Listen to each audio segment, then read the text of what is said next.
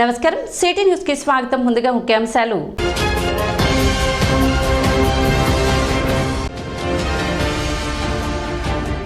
పట్టణంలో ఘనంగా రాజ్యాంగ నిర్మాత డాక్టర్ బిఆర్ అంబేద్కర్ జయంతి వేడుకలు.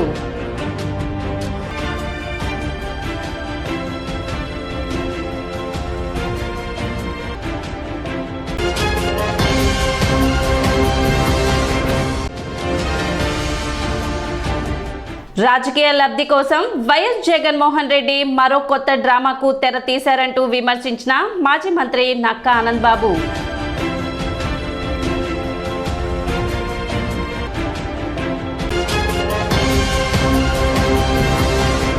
ప్రణాళిక ప్రకారమే జగన్మోహన్ రెడ్డి ఎన్నికల ముందు మరో కొత్త డ్రామాకు తెర తీశారని మాజీ మంత్రి టీడీపీ పొలిట్ బ్యూరో సభ్యులు నక్కా ఆనంద్ బాబు విమర్శించారు. రాష్ట్రానికి భద్రత కల్పించాల్సిన ముఖ్యమంత్రికే భద్రత లేదంటే అది సెక్యూరిటీ వైఫల్యమేనన్నారు. ఇది 100% జగన్మోహన్ రెడ్డి చేయించుకున్న దాడేనని, దీనిని అడ్డం పెట్టుకుని అధికారంలోకి రావాలని చూస్తున్నారని ప్రజలందరూ గమనిస్తున్నారని నక్కా ఆనంద్ బాబు పేర్కొన్నారు. ఎంతకాలం ఇటువంటి డ్రామాల మీద ఆధారపడి రాజకీయ లబ్ధి పొందుతారని జగన్ పై నక్కా ఆనంద్ బాబు మండిపడ్డారు. అందరికీ నమస్కారం. ముఖ్యమంత్రి జగన్మోహన్ రెడ్డి పైకి నిన్న ఆయన విజయవాడలో నిర్వహిస్తున్నటువంటి రోడ్ షో సందర్భంగా రాళ్లు విసిరితే స్వల్ప గాయాలని అని చెప్పి మీడియాలో చూసాం. ఇవాళ వాళ్ళ పార్టీ నాయకులు రాత్రికి రాత్రి టీవీల ముందుకు వచ్చి ఇదంతా తెలుగుదేశం పని, చంద్రబాబు నాయుడు గారి పని అని అవాకులు చవాకులు కారు కూతలన్నీ కోస్తా ఉన్నారు. ఎన్నికల ముందు డ్రామాలు వేసే బుద్ధులు ఎవడకున్నాయి? కోడికత్తి డ్రామా ఒకసారి గుర్తు తెచ్చుకోండి. ఒక దళిత యువకుడిని 5 సంవత్సరాలు జైల్లో పెట్టారు. ఇతనంతటి ఇతను చేపించుకున్న గాయం ఏ విధంగా జరిగిందో తెలియదు. 5 రోజుల్లో బయటకు వచ్చే కేసు 5 సంవత్సరాలు జైల్లో మగ్గాడు ఒక దళిత యువకుడు. మరి ఈరోజు ఎవరిని బలి చేయబోతా ఉన్నారో అర్థం కావట్లా. ఈ కేసుల్లో నిన్న జరిగినటువంటి రాయి విసిరిన కేసుల్లో ఎవరిని బలి చేయడానికి, ఎంతమందిని బలి చేయడానికి ప్రణాళిక రచన జరుగుతూ ఉందో తాడేపల్లి కోటలో అర్థం కాని పరిస్థితులు కనపడతా ఉన్నాయి. నువ్వు సీఎంవి, ఈ రాష్ట్రానికి భద్రత కల్పించాల్సిన వాడు, నీకు భద్రత లేదంటే నీ చేతకాంతనం. నువ్వు చేపించుకున్నావు ఇది. ఆ హత్య రక్తపు పునాదుల మీద నీ ప్రభుత్వం ఏర్పడిందని నీ చెల్లి చెబుతా ఉంది. అటువంటి నీచ చరిత్ర కలిగినటువంటి నువ్వు, నీ మీద రాళ్లు పడ్డాయా? రాళ్లు పడితే తెలుగుదేశం పార్టీ చంద్రబాబు నాయుడు గారు కారణం అని చెప్పి పతోడు మాట్లాడుతూ ఉన్నాడు. అంబటి రాంబాబు, నీ వాడు, వీడు మాట్లాడుతున్నారు. మేము వెళ్తుంటే ఎటు తీస్తున్నారు? గ్రామాల్లో మా ప్రచారానికి వెళ్తుంటే కరెంటు తీసేస్తున్నారు. చంద్రబాబు నాయుడు గారి ప్రచారానికి కరెంటు తీస్తున్నారు. లోకేష్ గారి ప్రచారానికి కరెంటు తీస్తున్నారు. అనేక అడ్డంకులు సృష్టిస్తూ ఉన్నారు. నువ్వు ముఖ్యమంత్రివే, నీ పర్యటనలో కరెంటు ఎందుకు తీస్తారు? కరెంటు తీసి నాటకాలు వేసి ఆ సెక్యూర్డ్గా పెట్టాల్సినటువంటి గార్డ్స్ ఏం పెట్టకుండా నీకు కావాలని వదిలేయటం. నీ సెక్యూరిటీ వాళ్ళు అడ్డం నిలబడాల్సిన వాళ్ళు మోకాళ్ళ మీద కూర్చున్నారు. పథకం ప్రకారం నీ తాడేపల్లి ప్యాలెస్లో ఐప్యాక్ ఆధ్వర్యంలో ఒక ఫేక్ ముఠా తయారైంది. డ్రామాలు రచిస్తూ ఉన్నారు, వాళ్ళు స్క్రిప్ట్ తయారు చేస్తూ ఉన్నారు, వదులుతూ ఉన్నారు. నువ్వు చేసావు. చంద్రబాబు నాయుడు గారి మీద దాడి 3 సార్లు నువ్వు చేపించావు. నందిగామలో ఇదే విధంగా రాళ్లు లేపించావు. చంద్రబాబు నాయుడు గారి పర్యటనలో సిఎస్ఓ మధుకి తలకి గాయమైంది ఆ రోజు. ఆ తర్వాత ఎర్రగొండపాలెంలో చంద్రబాబు నాయుడు గారి మీద ఇదే విధంగా రాళ్ల దాడి చేపించావు. అక్కడ ఎన్ఎస్జీ గార్డుకి తల పగిలింది. తిరుపతిలో ఎన్నికల ప్రచారంలో రాళ్ళు లేపించావు చంద్రబాబు నాయుడు గారి మీద. అసలు నీకున్న అలవాటు ఇది. ఈ జగన్మోహన్ రెడ్డి పనికిమాలిన ఆలోచనలు ఇదే విధంగా ఉంటాయి. నేర స్వభావం, నేర చరిత్ర కలిగిన వాడు. మొట్టమొదటి నుంచి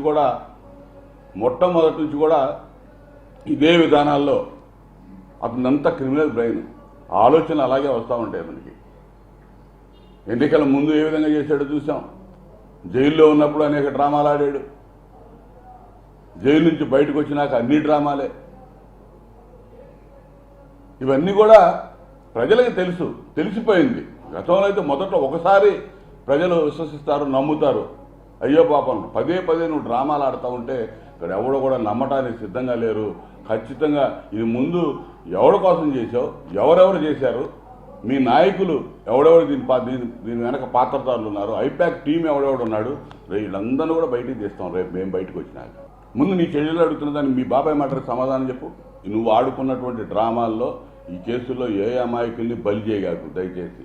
నీ పార్టీ కార్యకర్తలు ఎవడైతే ఉన్నాడో ఈ పని నువ్వు ఎవరిని పెట్టి చేయించుకున్నావో వాళ్ళని నీకు దమ్ము ధైర్యం ఉంటే, లేదు నువ్వు చేయవు ఆ పని, ఎవరినో అమాయకుల్ని బలి చేస్తావు, ఇవన్నీ కూడా మళ్ళీ పునర్విచారణ చేస్తాం. నెల తర్వాత మేము అధికారంలోకి వచ్చినాక ఎవరినైనా ఇబ్బంది పెట్టుంటే పునర్విచారణ చేసి దీని వెనక ఉన్న కుట్ర ఉంటే ఖచ్చితంగా లాగి నువ్వు మా మీద పెడతా ఉన్నావు కాబట్టి ఖచ్చితంగా ఇది నీ కుట్రే. నువ్వు తెలుగుదేశం పార్టీకి ఆపాదించకపోతే మేము కుట్ర అనేవాళ్ళం. తెలుగుదేశం పార్టీకి ఆపాదించే ఆలోచన నీకు వచ్చింది అంటే కుట్ర 100% నువ్వు కుట్రతో నువ్వు చేపించుకున్నదే అని చెప్పి నేను ఘంటాపదంగా చెప్తా ఉన్నా. పట్టణ కాంగ్రెస్ పార్టీ కార్యాలయంలో డాక్టర్ బిఆర్ అంబేద్కర్ 133వ జయంతిని నిర్వహించారు.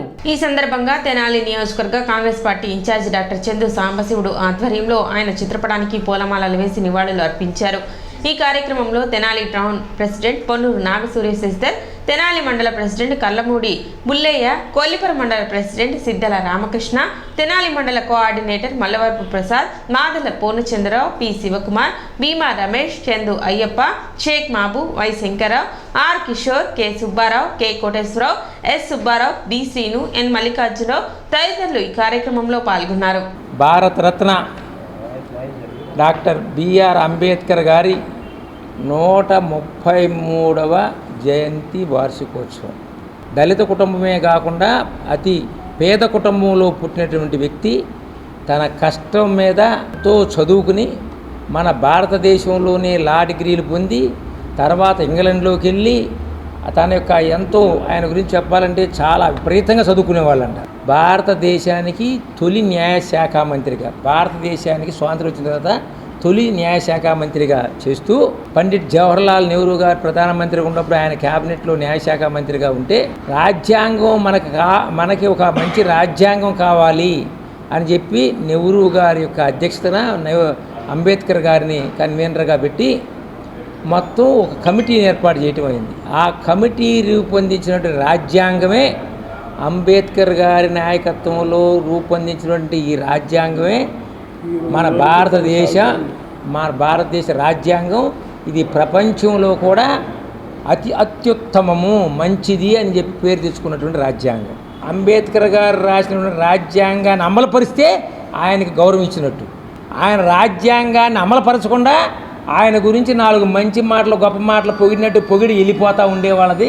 అది ఆయన్ని గౌరవించినట్ట కాదా అని చెప్పేసి మీరు ఒక్కసారి ఆలోచించి, కానీ అంబేద్కర్ గారు ఏ పార్టీలో ఉండి రాజ్యాంగం రచించారు, ఆ రాజ్యాంగం రచించిన దాంట్లో ప్రజాస్వామ్యం ఎలా పెట్టబడింది, ఆ ప్రజాస్వామ్యం ఉండటం వల్లే ఈనాడు మిగతా మన పక్కన పాకిస్తాన్ కానీ మిగతా దేశాలు చాలా నియంతృత్వంలోకి వెళ్ళినా మన దేశంలో ఇంతకాలం ప్రజాస్వామ్యం వికసిస్తూ ఉందంటే వాళ్ళ మాటలోనే చెప్పాలంటే వికసిత భారత్లాగా ప్రజాస్వామ్యం వికసిస్తూ ఉందంటే అది ముఖ్యంగా ఆనాడు రాసినటువంటి రాజ్యాంగం నిర్మించినటువంటి కాంగ్రెస్ పార్టీది.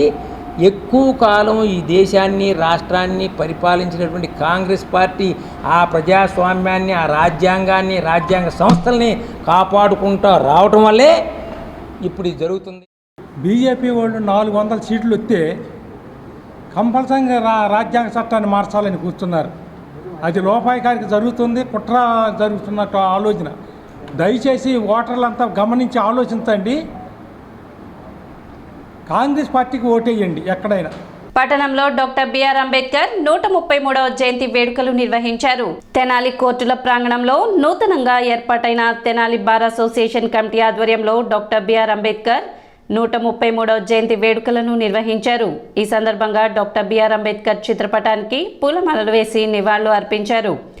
కార్యక్రమంలో అసోసియేషన్ అధ్యక్షులు బేతాళ ప్రభాకర్, ఉపాధ్యక్షులు Annam Pinnarao, general secretary Haridas Gaurishankar, joint secretary Uppala Kishore, ఏపీపీలు మోహన్ రెడ్డి, ఎలిజబెత్ రాణి, పలువురు న్యాయవాదులు పాల్గొన్నారు. ప్రపంచ మేధావి డాక్టర్ బిఆర్ అంబేద్కర్ గారి 133వ జన్మదినం శుభాకాంక్షలు జరుపుకుంటున్నాం.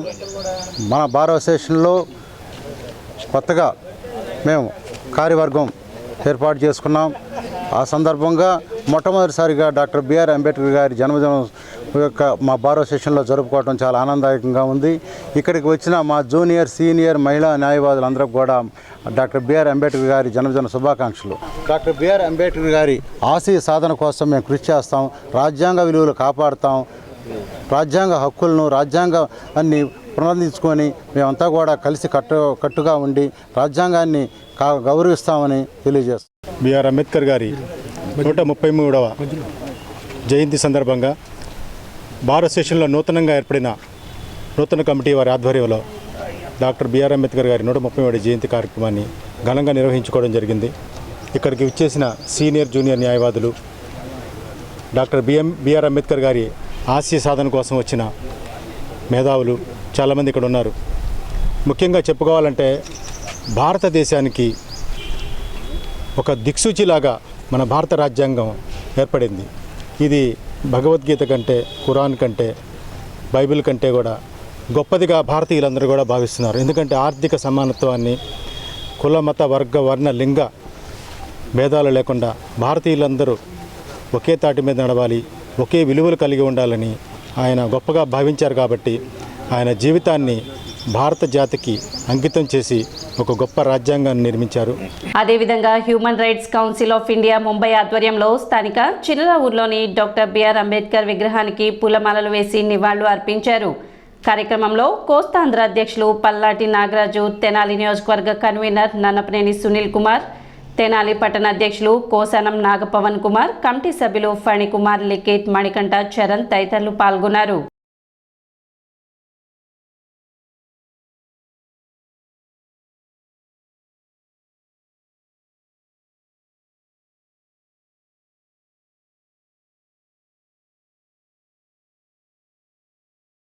స్థానిక స్వరాజ్ సెంటర్లో జూపల్లి వంశీ ఆధ్వర్యంలో డాక్టర్ బిఆర్ అంబేద్కర్ 133వ జయంతిని పురస్కరించుకొని అన్నదాన కార్యక్రమం నిర్వహించారు. కార్యక్రమానికి కాంగ్రెస్ పార్టీ గుంటూరు జిల్లా ఎస్సీసీఎల్ అధ్యక్షులు దారా రామకృష్ణ, విఎస్కే ప్రసాద్, అకిదాసు కిరణ్ ముఖ్య అతిథిగా పాల్గొని అన్నదాన కార్యక్రమాన్ని ప్రారంభించారు.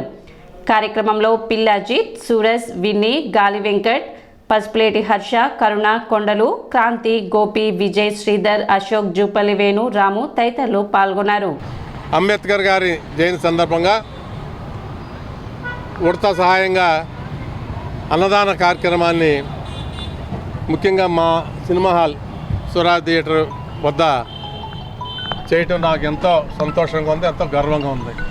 ఈ సందర్భంగా కులాలకు అతీతంగా, మతాలకు అతీతంగా, పార్టీలకు అతీతంగా కూడా ఆ మహానుభావుడిని స్మరించుకోవటం మనందరి యొక్క కర్తవ్యం చెప్పేసి భావంతో ఈ 2 మాటలు మీ దగ్గర మాట్లాడడానికి నేను వచ్చా.